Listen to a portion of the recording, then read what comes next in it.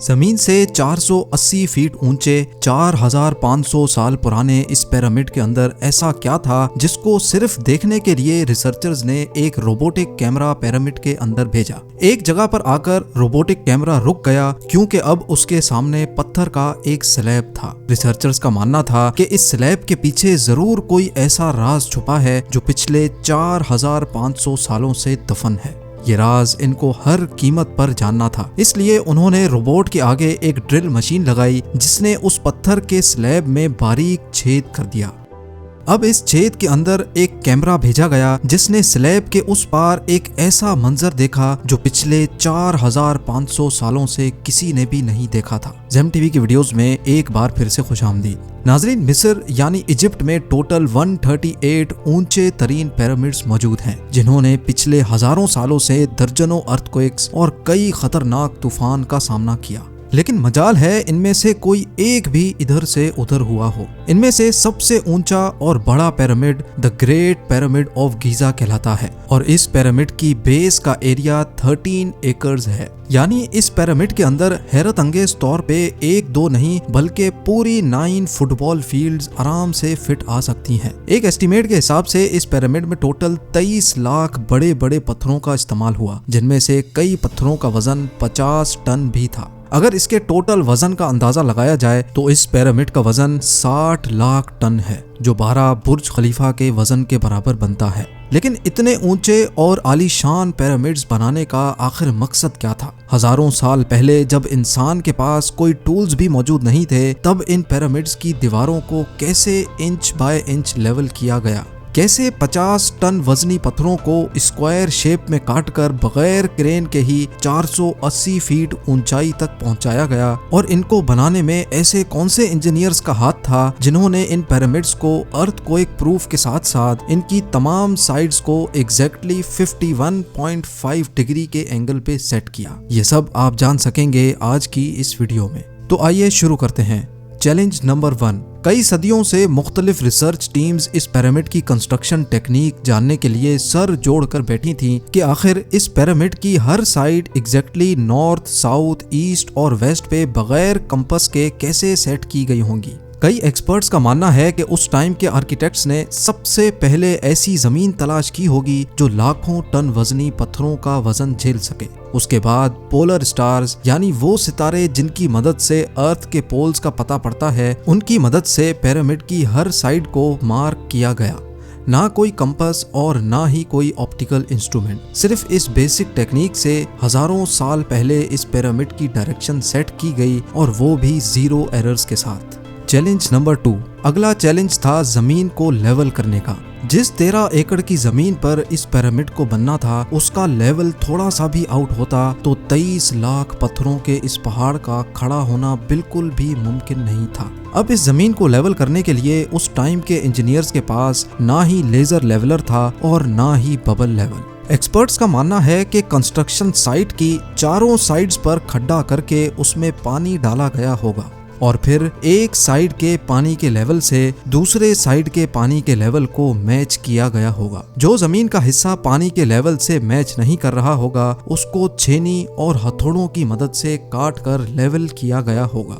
कई एक्सपर्ट्स का मानना है कि एंशिएंट इजिप्शियंस ने इस सिंपल टूल का भी इस्तेमाल किया, जिसकी दोनों साइड्स पे लकड़ियां और उसके ठीक सेंटर पे एक रस्सी से पत्थर बंधा हुआ है। अगर पत्थर जमीन से टच हो गया और उसकी रस्सी ठीक सेंटर लाइन पे आ रही होगी तो इसका मतलब है कि बीच की जमीन परफेक्टली लेवल्ड है। Challenge number 3। अब पिरामिड कंस्ट्रक्शन साइट पे डायरेक्शंस भी सेट थी, मार्किंग्स भी हो चुकी थी और जमीन का लेवल भी सेट था। अब बारी थी कंस्ट्रक्शन स्टार्ट करने की, जिसके लिए लाखों टन वजनी और बड़े पत्थर रिक्वायर्ड थे। लेकिन ये पत्थर काटने के लिए ना ही उनके पास ग्राइंडर थे और ना ही जैक हैमर्स। लेकिन फिर भी उन्होंने 50 टन वजनी पत्थर काटे भी और उनको स्क्वायर या रेक्टेंगल शेप भी दिया। लेकिन आखिर किसकी मदद से? जी हाँ, यही वो सिर्फ एक टूल था जिसकी मदद से पत्थरों को काटा गया। एक्सपर्ट्स का मानना है कि पिरामिड की कंस्ट्रक्शन पे इस्तेमाल होने वाली छेनी सिर्फ कॉपर से ही नहीं बनी थी, क्योंकि उनको भी ये बात मालूम थी कि कॉपर नरम होता है और पत्थर नहीं काट सकता। इसलिए इसमें एक केमिकल आर्सेनिक भी शामिल किया गया था। कॉपर और आर्सेनिक से बनाई जाने वाली ये छेनी लकड़ियों के हथौड़ों से पत्थरों पर ठोकी जाती थी और कई घंटों की मेहनत के बाद बड़े बड़े पत्थर शेप में लाए जाते थे। Challenge number 4। अब चूंकि ये खास किस्म का पत्थर जिसको आज लाइम स्टोन कहा जाता है, उसकी कटाई पिरामिड कंस्ट्रक्शन साइट गीजा से 250 किलोमीटर दूर टोरा के शहर में हो रही थी। अब मसला था ये पत्थर गीजा तक ट्रांसपोर्ट करने का। हर एक पत्थर 50 टन यानी 50,000 केजी के बराबर था, जो तकरीबन 3 पैसेंजर बस के वजन के बराबर बनता है। और ऐसे 23 लाख पत्थर सिर्फ एक पिरामिड में इस्तेमाल होना थे। इतना ज्यादा वजन ट्रांसपोर्ट करने के लिए ना ही उस दौर में कोई जानवर काम आ सकता था और ना ही उनके पास ट्रक्स मौजूद थे। हत्ता कि अगर आजकल के जदीद दौर में भी ये काम करना पड़े तो ट्रांसपोर्ट कंपनीज को अच्छा खासा टफ टाइम आएगा।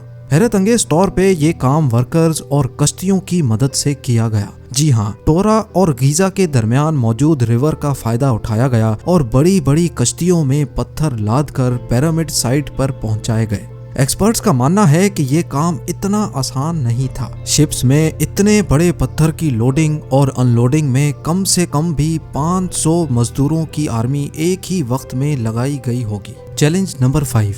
जो एक्सपर्ट्स की टीम्स पिरामिड की कंस्ट्रक्शन पर रिसर्च कर रही थीं, उनको अब अपने कई सवालों के जवाब मिल चुके थे, लेकिन एक बात उनको हर वक्त सता रही थी कि लाइमस्टोन कट भी गए, ट्रांसपोर्ट भी हो गए और कंस्ट्रक्शन के दौरान एक के ऊपर एक लगना भी शुरू हो गए। मसला ये था कि पत्थर इतनी ऊंचाई तक आखिर पहुंचाए कैसे गए होंगे। कई एक्सपर्ट्स का मानना है कि पिरामिड की कंस्ट्रक्शन से पहले ही ये प्लान कर लिया गया था।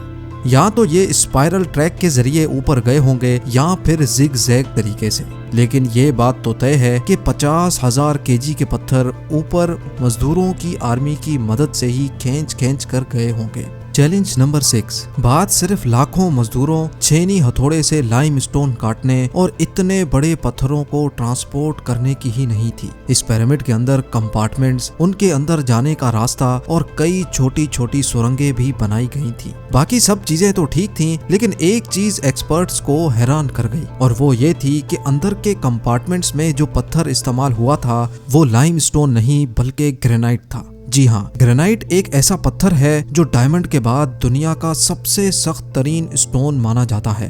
आजकल के मॉडर्न दौर में भी ग्रेनाइट बड़े बड़े ग्राइंडर्स की मदद के सिवा काटा ही नहीं जा सकता।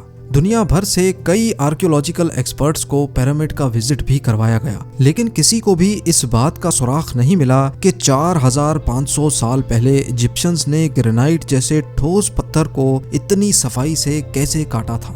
आखिरकार कई सालों के बाद एक्सपर्ट्स ने इस मिस्ट्री को भी सॉल्व कर दिया। इजिप्शियंस ने ग्रेनाइट को इतनी सफाई से एक ऐसे आरे से काटा था जिसके दांत ही नहीं थे। जी हाँ, बगैर दांतों वाले इस आरे के दोनों साइडों पर वजन डालकर इसको ग्रेनाइट पर चलाया जाता था और बीच में बजरी डाली जाती थी। एक्सपर्ट्स का मानना है कि इस तरीके से इतने बड़े पत्थर को काटने में 4 महीनों का वक्त लग जाता था। आखिरकार पिरामिड्स बनाने का मकसद क्या था?